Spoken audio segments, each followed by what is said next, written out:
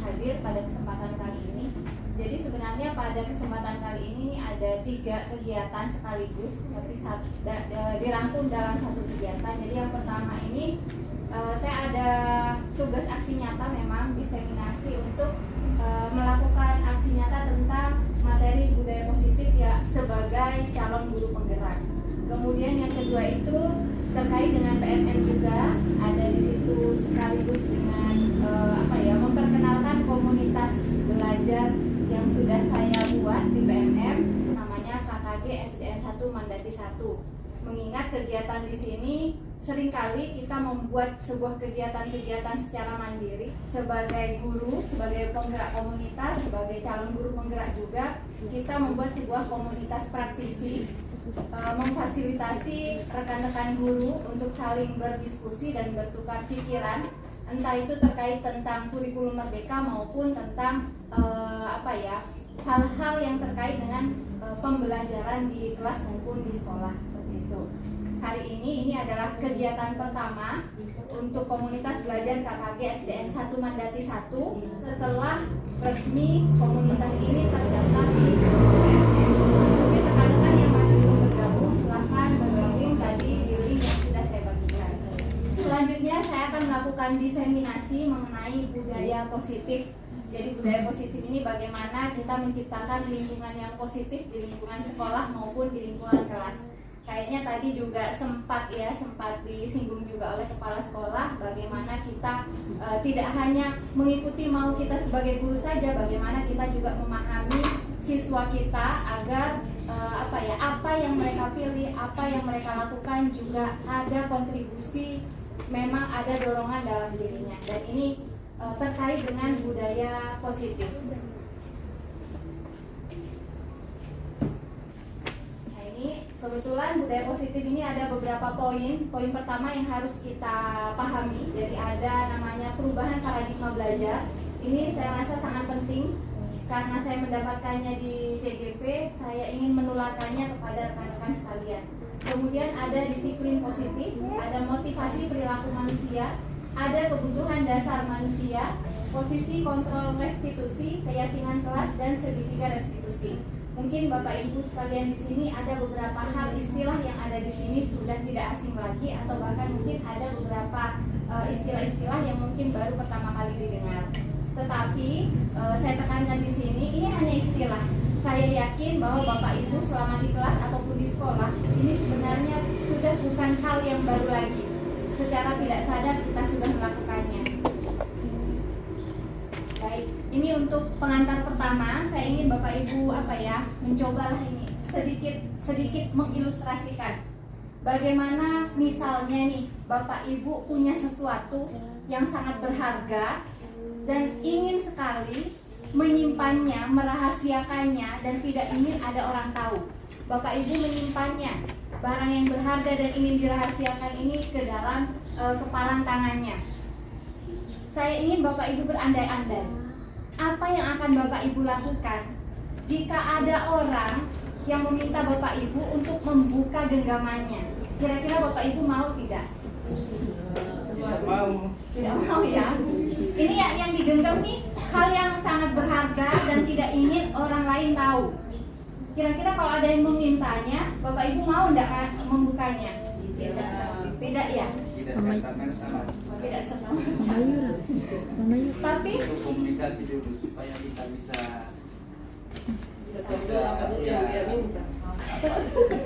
tapi bagaimana kalau pihak lain yang meminta ini dengan melakukannya dengan cara yang lain, misalnya dengan cara memaksa atau mengancam? Kira-kira Bapak Ibu mau tidak? Oh, tidak mau. Adakah yang mau?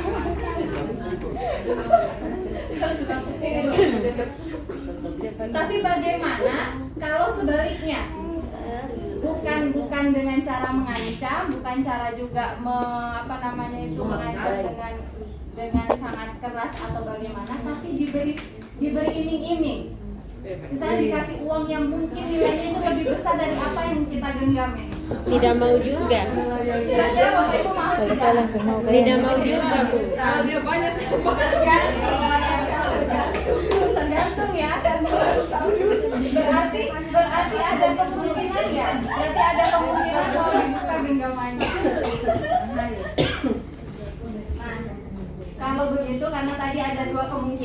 Ada yang kira-kira mau membukanya atau bahkan mungkin teguh sama pendiriannya tidak mau membuka kepalanya. Nah, di sini ada pertanyaan sederhana. Sebenarnya siapakah yang sesungguhnya memegang kontrol? Yang menutup kepalan tangan atau yang berusaha dengan segala cara membuka kepalan tangannya? Diri sendiri. Berarti yang menutup kepalan tangan. Nah, itulah Bapak Ibu yang mungkin selama ini kita kurang sadari, bahwa murid-murid kita itu punya kendali atas dirinya. Jadi walaupun kita mau secara paksaan, mau diberi dengan reward atau apapun, itu sebenarnya yang memegang kendali dalam dirinya, misalnya merubah karakternya atau untuk berbuat baik atau tidak, sebenarnya murid sendirilah yang memiliki kontrol dalam dirinya, bukan orang di luar. Nah, di sini ada perubahan paradigma belajar yang mungkin kita semua, termasuk saya, harus kita pahami. Di sini katanya menurut Dr. William Glasser ada miskonsepsi tentang makna kontrol itu sendiri. Di sini tertulis dalam kontrol teori atau yang sekarang sudah berkembang namanya choice theory. Di sini ada miskonsepsi yang selama ini kita pahami itu benar. Miskonsepsi yang pertama adalah guru mampu mengontrol murid. Ini sebenarnya miskonsepsi. Sebenarnya hal ini tidak sepenuhnya benar. Miskonsepsi yang kedua adalah semua penguatan positif ini efektif dan bermanfaat. Itu juga miskonsepsi. Miskonsepsi yang ketiga, kritik dan membuat orang merasa bersalah ini dapat menguatkan karakter. Ini mungkin sering kita lakukan juga, poin kedua, ketiga ini. Dan yang ketiga, miskonsepsi yang terakhir ini adalah orang dewasa ini memiliki hak untuk memaksa. Ternyata apa yang selama ini kita lakukan menurut Dr. William Glasser ini adalah miskonsepsi mengenai makna kontrol itu sendiri. Nah, bagaimana Bapak Ibu ketika mendengar kata disiplin? Kira-kira apa yang terlintas di pikiran Bapak Ibu? Ya, mengikuti apa yang ada dalam aturan, Mengikuti bisa aturan. melanggar. Patuh dan taat. Patuh dan taat. Tanggung jawab. Ya, benar sekali. Jadi kalau kita mendengar kata disiplin, biasanya kita identikan dengan peraturan, dengan tata tertib, dengan teratur, bahkan mungkin dengan hukuman. Tetapi ternyata disiplin itu sendiri menurut Ki Hajar Dewantara di sini. Jadi menurut Ki Hajar Dewantara ada kemerdekaan. Di mana ada kemerdekaan, disitulah harus ada disiplin yang kuat. Nah, di sini sesungguhnya disiplin ini bersifat self disiplin atau kita sendiri yang mewajibkan kita dengan sekeras-kerasnya. Tetapi itu sama saja, sebab jikalau kita tidak cakap melakukan self disiplin, wajiblah penguasa lain yang mendisiplinkan kita. Itu artinya disiplin itu sendiri sebenarnya timbul dari kesadaran diri. Tetapi kalau tidak timbul juga, maka tidak masalah jika disiplin itu juga dilakukan oleh orang yang berada di luar diri kita sendiri. Tetapi di sini menurut di sini kan ada di mana ada merdeka, di situ ada disiplin yang kuat. Nah, merdeka itu sendiri kalau menurut Ki Hajar Dewantara ini artinya adalah orang yang tidak hanya terlepas dari perintah. Jadi orang ini bebas dari perintah orang lain, merdeka dari perintah orang lain, tetapi juga harus cakap memerintah diri sendiri. Itulah arti kata merdeka menurut Ki Hajar Dewantara yang mungkin kita sebagai guru sering mengabaikannya. Nah, disiplin positif sendiri ini berkaitan dengan nilai-nilai kebajikan. Jadi nilai-nilai kebajikan itu adalah nilai-nilai yang seluruh orang meyakini bahwa itu adalah hal yang benar. Misalnya bertanggung jawab, itu adalah nilai kebajikan yang semua orang tidak bisa elakkan bahwa itu adalah kebajikan, nilai-nilai kebajikan, dan diyakini bahwa itu adalah nilai yang benar. Atau misalnya menghormati orang lain, itu adalah salah satu contoh nilai kebajikan yang dia yakini orang lain. Tetapi tidak selalu orang itu, walaupun tahu itu benar, tetapi terkadang orang mengabaikannya dalam tingkah lakunya. Dan jika seseorang atau murid kita memiliki nilai-nilai kebajikan yang diyakini, maka percayalah bahwa nilai-nilai kebajikan yang diyakini oleh seseorang itu adalah fondasi yang kuat dalam berperilaku, sehingga nantinya akan timbul motivasi diri dalam diri seseorang itu tanpa harus ada paksaan. Dan kalau menilik nilai-nilai kebajikan ini, kalau dalam lingkup pendidikan kita, ini sudah termuat di dalam profil pelajar Pancasila. Di situ ada 6 dimensi. Tetapi tidak menutup kemungkinan nilai-nilai kebajikan lain yang diyakini oleh masyarakat luas, oleh kita semua, ya, universal. Seluruh manusia meyakininya itu adalah salah satu atau hal-hal yang termasuk ke dalam nilai-nilai kebajikan. Nah, di sini tadi, ketika seseorang melakukan sesuatu perbuatan atau mengambil sebuah keputusan, biasanya menurut Diana Goosen ini ada 3 motivasi pelaku, dan ini saya yakin Bapak Ibu juga tidak bisa abaikan.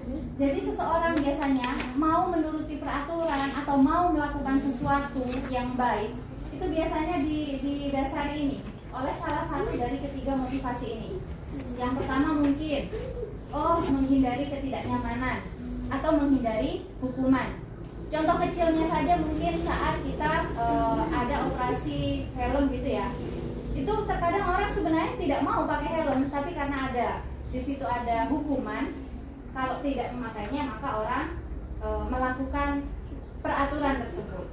Nah, kemudian bisa juga untuk mendapatkan imbalan atau penghargaan dari orang lain. Misalnya tadi tentang PMM tadi, supaya mungkin kita dianggap kita sudah melakukan aksi nyata, supaya kita dapat sertifikat, kita baru mau membuka PMM.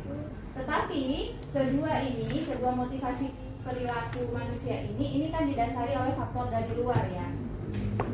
Motivasi yang paling baik adalah ini, ketika seseorang itu melakukan sesuatu karena memang ingin menghargai dirinya sendiri, berdasarkan nilai-nilai kebajikan yang mereka yakini. Jadi itu motivasi, bisa karena kesadaran, bisa karena takut, atau bahkan bisa karena ingin mendapat pujian. Kemudian di sini motivasi perilaku di sini mungkin kita kenal ada hukuman dan konsekuensi. Nah, ini terkadang kita semua memaknai hukuman dengan konsekuensi ini adalah 2 hal yang sama, padahal keduanya ini berbeda. Jadi ketika di sekolah kita membuat sebuah hukuman, di sini hukuman biasanya itu tidak terencana. Biasanya itu dari bapak ibu guru saja. Jadi tidak ada kesepakatan antara murid dengan siswa. Tetapi kalau konsekuensi ini sudah ada kesepakatan, sudah terencana. Misalnya, kalau tidak memakai baju seragam yang sesuai harinya, nanti harus pulang ganti baju. Nah, misalnya seperti itu. Di sini konsekuensi, kalau memang itu sudah didasari dengan adanya kesepakatan, sudah terencana. Tetapi kalau hukuman ini tidak terencana, bersifat satu arah tanpa ada kesepakatan. Biasanya hukuman ini berupa fisik maupun psikis. Nah, di sini untuk konsekuensi biasanya mengajarkan anak untuk bertanggung jawab, walaupun memang pada kenyataannya pelaksanaannya ini konsekuensi biasanya juga menyakiti siswa itu sendiri. Nah, di sini hukuman biasanya kurang menghormati hak anak. Tetapi kalau konsekuensi ini walaupun menghormati hak anak karena ada kesepakatan, tetapi tetap saja tidak nyaman untuk dilakukan ketika dia melanggar konsekuensi yang sudah dibuat. Tetapi ini tidak nyaman itu hanya dalam waktu pendek saja. Nah, kira-kira Bapak Ibu, kita semua nih, kita merefleksi. Ketika ada murid yang merasa melanggar sebuah hukuman, kira-kira biasanya Bapak Ibu menanggapinya bagaimana? Apakah langsung buat hukuman, atau dibiarkan saja, atau bagaimana?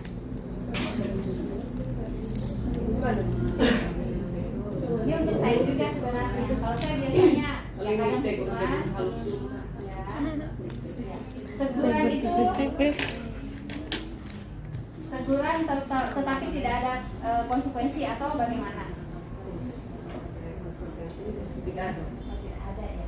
Jadi sebenarnya ketika kita menghadapi murid itu banyak apa ya? Banyak hal yang kita lakukan. Memang banyak bentuknya. Ada yang langsung hukuman atau memang ada sudah ada kesepakatan konsekuensi, atau bahkan mungkin di sini ada yang namanya ini adalah salah satu pilihan terbaik untuk menanggapi murid yang punya masalah tersebut atau melakukan kesalahan. Di sini ada yang namanya restitusi. Jadi kalau tadi ada hukuman, ada konsekuensi, ada satu lagi pendekatan untuk menanggapi permasalahan yang terjadi dengan siswa adalah ini restitusi. Ini adalah restitusi adalah sebuah pendekatan untuk menciptakan disiplin positif. Bagaimana ketika ada murid yang berbuat salah, kita tidak langsung menjudge mereka. Tetapi di sini ada proses menciptakan kondisi bagi murid untuk memperbaiki kesalahan mereka, sehingga mereka bisa kembali pada kelompok mereka dengan karakter yang lebih kuat. Begitu. Karena apa? Karena terkadang kita tidak sadari bahwa kita ketika menghukum anak sudah merasa bersalah, mereka punya kepercayaan diri sudah berkurang begitu, sehingga untuk kembali ke kelompoknya dia rasa malu, atau bahkan karakternya yang dulunya dia percaya diri malah kepercayaan dirinya berkurang. Nah, tetapi di restitusi ini bagaimana kita mengkondisikan anak agar dia tetap kembali ke karakter yang lebih kuat, tetapi juga memperbaiki kesalahannya untuk tidak mengulanginya. Harusnya jangan dulu lanjut, Bu. Bisa kita bertanya ini? Boleh. Karena ini kan banyak artikel ini begini. Mama Yura. Iya. Mama Yura. Saya bertanya dulu karena kaitannya dengan itu. Terima kasih atas kesempatan yang diberikan kepada saya. Kalau masalah murid di zaman sekarang barangkali hukuman itu barangkali sudah hampir tidak ada, walaupun guru itu menerapkan. Ya, contohnya karena kebetulan kita membahas tentang ini, ada kasus murid saya itu selama hampir sudah 1 semester, kebetulan baru kemarin itu saya ketemu dengan orang tuanya yang sudah beberapa kali saya panggil lewat anaknya. Kemarin kebetulan datang dan baru saya ketemu. Ada 3 orang, ada kasus di kelas saya itu 3 orang itu, yang satu datang di sekolah bermain di luar dan sudah otomatis tidak menulis. Yang satu itu rajin, masuk di dalam, ya dia duduk-duduk bermain. Yang satu duduk-duduk di kursinya, tetapi tidak menulis. Dan itu bukan hanya 1 hari. Pendekatan sudah kami lakukan. Hukuman juga bukan dikatakan hukuman, tetapi hukumannya itu adalah menulis yang selesai tulisannya dengan tulisan rapi dan benar, cepat, dia saya kasih reward, cepat pulang. Rata-rata hari-hari itu belakang itu selaku hukuman, karena sekarang kan sudah tidak boleh lagi guru menghukum secara fisik. Sekarang kalau anak yang semacam ini, apa yang harus kita lakukan? Dan ini sudah hampir 1 semester ini, tidak ada tulisannya di bukunya.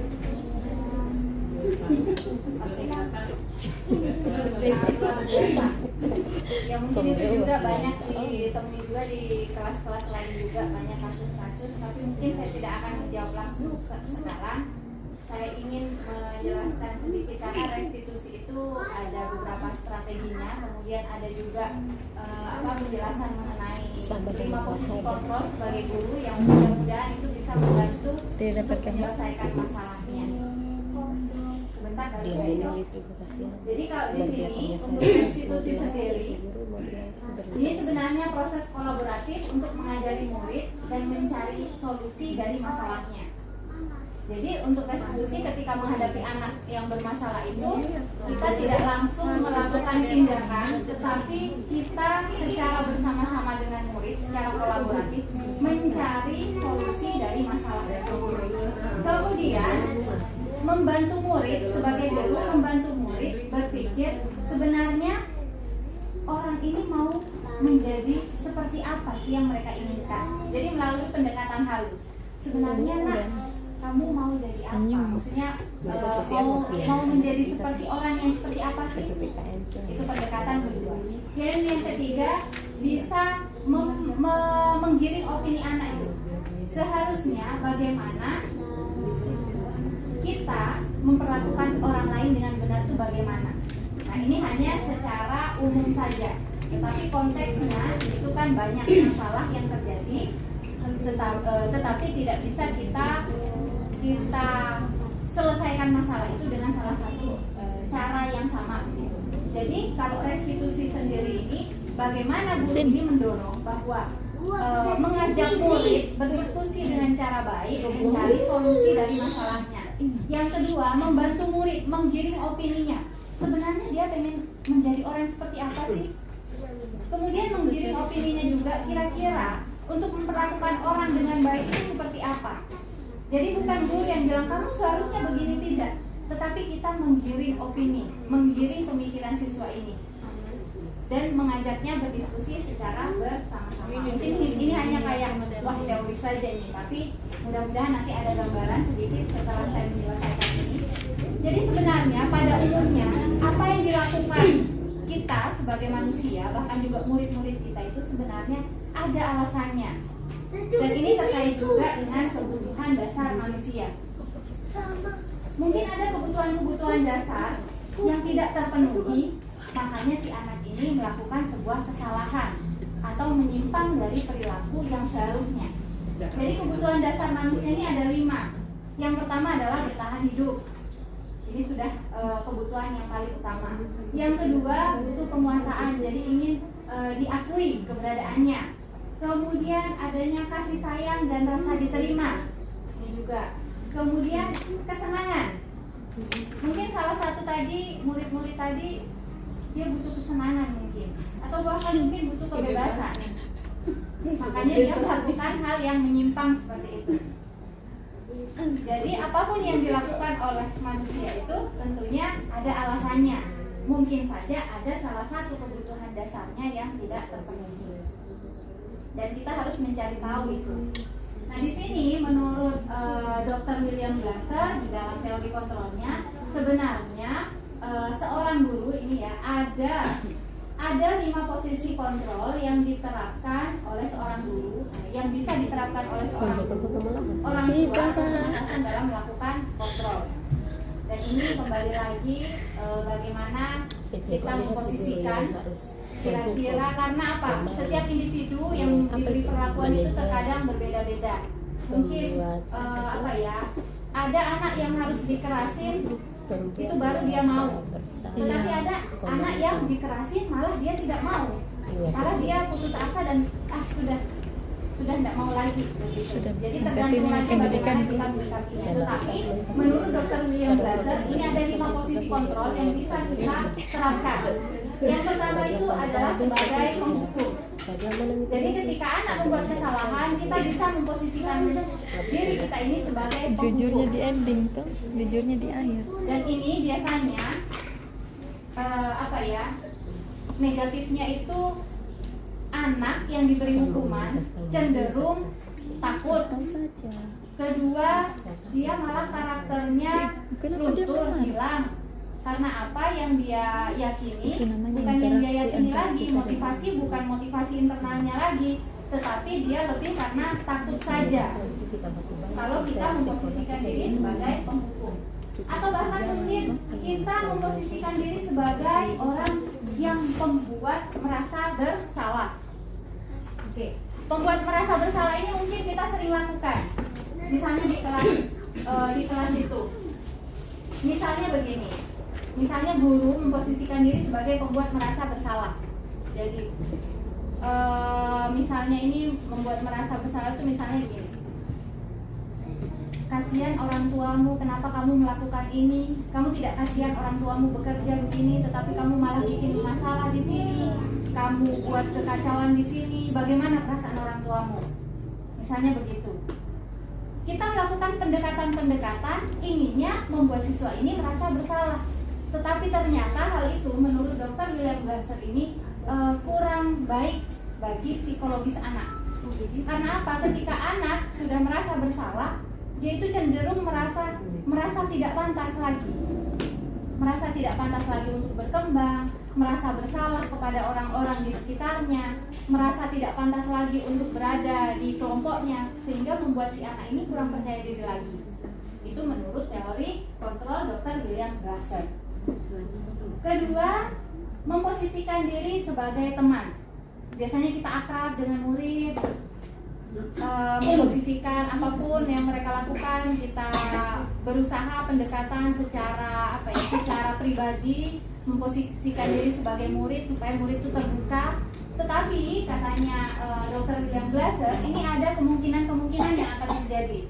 Biasanya anak-anak itu cenderung merasa tergantung kepada gurunya, merasa terlindungi oleh si guru tertentu, sehingga dia menimbulkan tidak suka terhadap guru yang lain. Jadi merasanya guru ini yang paling baik, sedangkan guru itu dia begini. Jadi merasa tergantung kepada kita sebagai guru ketika kita memposisikan diri sebagai teman. Kemungkinan yang terjadi seperti itu menurut Dr. William Glasser. Kemudian posisi kontrol yang keempat adalah kita bisa menjadi pemantau dalam artian di sini kita tidak membuat anak merasa bersalah, kita tidak menghukum dengan kemauan kita, kemudian kita juga tidak dekat dengan murid secara personal, tetapi kita lebih melihat pada aturan yang ada. Jadi tidak bisa diajak kompromi. Guru ini sudah secara tegas, aturannya itu seperti ini. Ketika kamu melanggar peraturan, maka konsekuensinya seperti ini.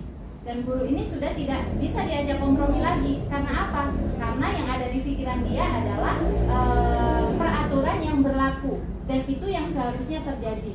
Dan ketika ada pelanggaran-pelanggaran, si guru ini tidak mau tahu karena sudah merasa saya melakukan ini sesuai dengan aturan yang ada. Maka siswa juga harus mengikuti aturan yang sudah ada juga. Nah, ini posisi kontrol yang keempat. Nah, yang terakhir adalah posisi kontrol sebagai manajer. Ini yang katanya paling bagus, tetapi kembali lagi, yang paling bagus itu adalah bagaimana kita memahami murid dan kita tahu cara memperlakukan individu masing-masing murid itu. Nah, sebagai manajer ini, kita memperlakukan murid ini tidak menghukum, tidak membuat dia merasa bersalah, kemudian fleksibel dalam artian tadi. Jadi ketika guru memegang kendali sebagai manajer, dia melakukan pendekatan restitusi. Jadi bagaimana mengajak murid ini mencari solusi atas permasalahan yang terjadi tanpa harus menyalahkan murid itu sendiri. Nah, strateginya di sini. Nah, inilah ketika guru memposisikan diri sebagai manajer, itu ada 3 strategi restitusi yang bisa dilakukan yang sering disebut dengan segitiga restitusi. Yang pertama, ketika kita mendapati seorang murid itu melanggar peraturan, yang pertama kita stabilkan dulu identitasnya. Jadi ketika datang, ada anak yang suka malak ini, dipanggil ke kantor. Jadi di kantor itu jangan langsung merasa kamu ini ya, kamu begini ya, langsung didakwa. Tidak, tetapi kita stabilkan dulu identitasnya. Kita stabilkan dengan bahasa-bahasa yang baik, misalnya, oh iya, ibu tahu kamu melakukan kesalahan ini, ibu paham bahwa setiap orang bisa melakukan kesalahan, tetapi apakah dari situ kita membuat anak ini seolah merasa tenang dulu, supaya apa yang menjadi latar belakang perilakunya itu bisa dia ungkapkan. Karena ketika kita langsung mendakwa si anak, kita menghakimi anak, itu biasanya cenderung dia menutup diri. Jadi ketika mendapatinya kita baik-baikin dulu, kita stabilkan identitasnya dulu. Begitu, dengan cara itu supaya tujuannya itu agar murid ini mau membuka diri. Ibu tahu kamu tadi mungkin mengganggu temannya, kamu pukul temannya. Ibu yakin bahwa semua orang membuat kesalahan, tapi ibu ingin tahu Kira-kira yang membuat kamu melakukan itu apa? Nah, terkadang itu yang sering diabaikan oleh kita sebagai guru. Biasanya langsung saja menghakimi. Kita sudah tahu itu anak salah, kita tidak mau mencari tahu kesalahannya itu kenapa alasannya. Nah, kemudian di sini validasi tindakan salah. Jadi kita bilang ke anak itu, apakah kalian tahu yang kamu lakukan ini salah? Nah, di situ kita sudah menggiring pikiran anak bahwa yang dilakukan ini salah, tanpa membuat perasaan si anak ini merasa sangat dalam rasa bersalahnya. Jadi kita bilang, kamu tahu enggak perbuatanmu ini kurang baik? Otomatis dia akan menyetujuinya. Kenapa kamu yakin? Kenapa kamu yakin kalau itu salah? Nah, dia akan mengungkapkan. Ibaratkan ini kayak membalikkan pikirannya. Ketika dia melakukan sesuatu, misalnya pukul teman, kita bilang, kamu tahu enggak kalau pukul teman itu kurang baik? Dia akan menjawab dengan sendirinya, iya, kurang baik. Kemudian tanyakan kenapa? Karena ketika memukul teman saya sakit, atau kita sudah mengganggu teman, atau bahkan mungkin menyakiti hak orang lain. Nah, itu bukan dari kita yang memberitahu anak bahwa kesalahannya ini seperti itu, tetapi si anak sendiri yang mengungkapkannya. Nah, di situ menggiring opini agar si anak ini sadar bahwa apa yang dilakukannya ini kurang tepat. Nah, kemudian setelah si anak ini sudah tahu perbuatannya salah, baru kita tanyakan keyakinannya. Tanyakan keyakinan yang tadi terkait dengan nilai-nilai kebajikan yang harus diyakini oleh manusia universal. Kemudian setelah ditahu, tanyakan, kalau kamu tahu perbuatanmu salah, kamu sudah menyakiti orang lain, kira-kira hal yang seharusnya kamu lakukan apa? Nah, di situ anak akan mengungkapkan, seharusnya saya tidak memukul. Nah, di situ ada penggiringan opini yang membuat si anak ini menyadari karakter yang seharusnya miliki. Jadi punya motivasi dalam dirinya nanti. Ketika melakukan sesuatu, dia sudah menyadari ada motivasi perilaku itu yang sudah muncul dari kesadaran diri, bukan karena takut dihukum, bukan karena takut ada konsekuensi dari tindakan yang dia lakukan. Nah, ini terkait dengan keyakinan kelas. Di sini ada keyakinan kelas. Mungkin Bapak Ibu pernah mendengar ya mengenai keyakinan kelas atau kesepakatan kelas. Jadi keyakinan kelas itu tidak sama dengan peraturan kelas.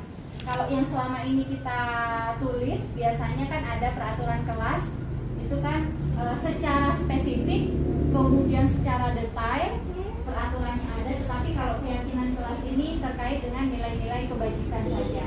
Nah, contohnya apa sih yang membedakan keyakinan dengan peraturan ini?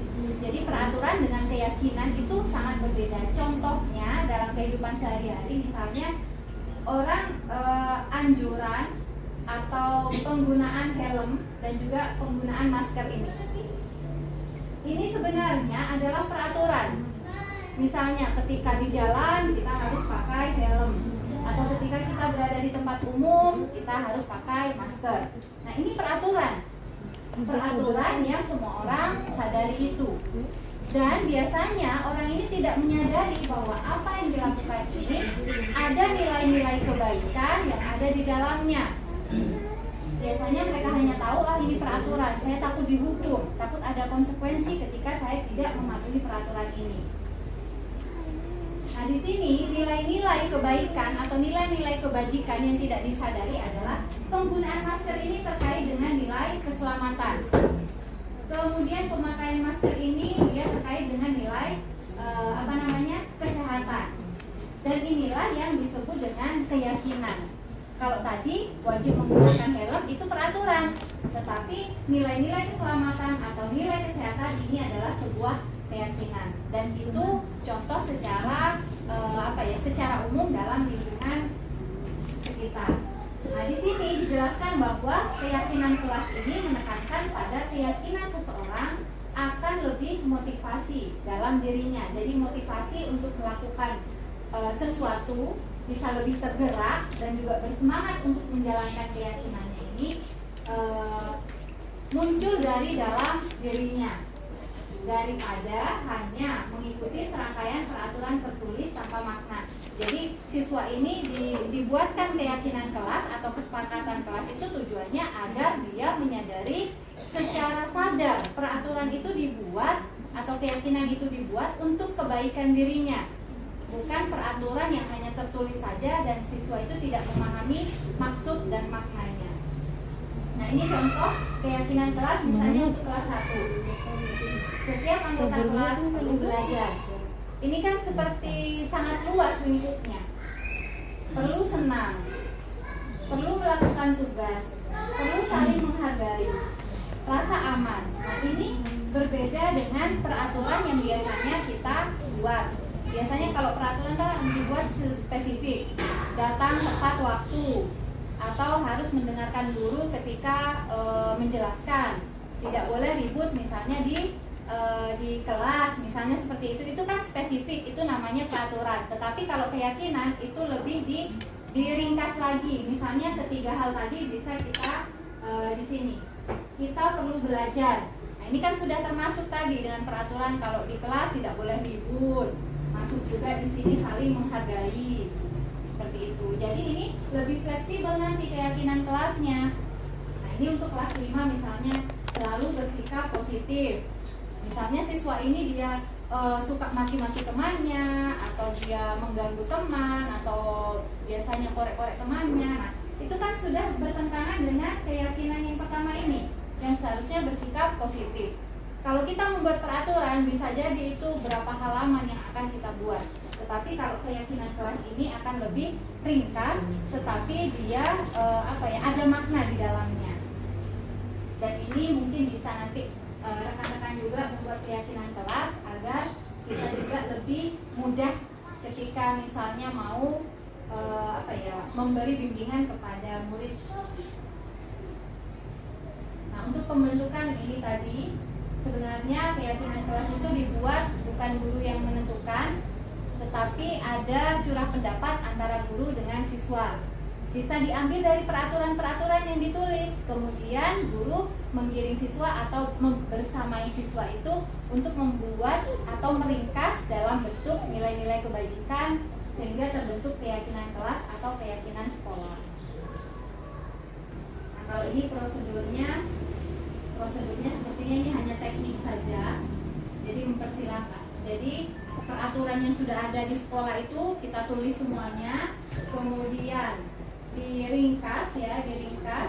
Kalau ada misalnya peraturannya masih menggunakan kata yang negatif, kita ubah menjadi kalimat yang positif, misalnya jangan buang sampah atau jangan berlari di kelas. Nah, di sini berjalannya di kelas, seperti itu.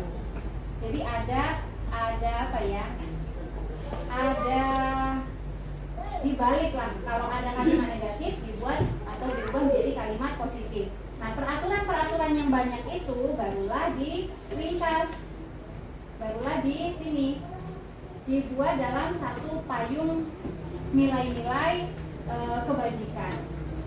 Kalau sudah disepakati barulah ditempel di kelas sesuai dengan kesepakatan yang sudah dilakukan bersama. Oke, mungkin itu saja, kurang lebihnya mohon maaf yang sebesar-besarnya. Wassalamualaikum warahmatullahi wabarakatuh. Waalaikumsalam warahmatullahi wabarakatuh.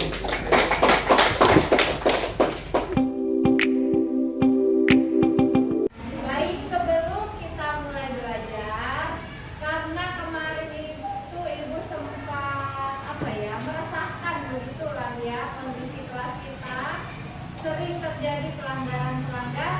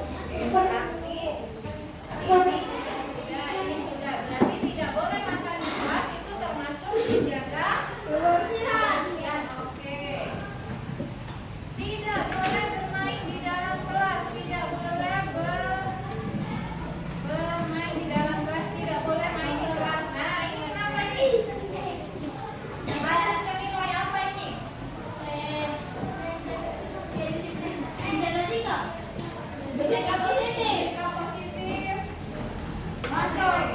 Masuk ya? Ya. Bertanggung jawab. Oke, juga. Terus apa lagi?